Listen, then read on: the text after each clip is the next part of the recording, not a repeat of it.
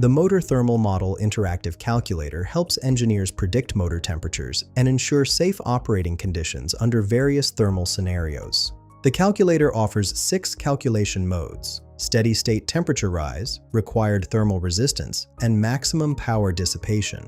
It also covers transient temperature, the 2-node model, and thermal time constant. For this demonstration, I've selected steady-state temperature rise. The input fields for this mode are power dissipation in watts, thermal resistance in degrees Celsius per watt, and ambient temperature in degrees Celsius. Let's work through an example. I'll enter 25 watts for power dissipation and 2.5 degrees Celsius per watt for thermal resistance, along with 25 degrees Celsius for ambient temperature. After clicking Calculate, the primary result shows 87.50 degrees Celsius, which is the motor's operating temperature. The secondary result displays a temperature rise of 62.50 degrees Celsius above ambient. The status indicates within safe operating limits, confirming the motor can safely operate under these conditions.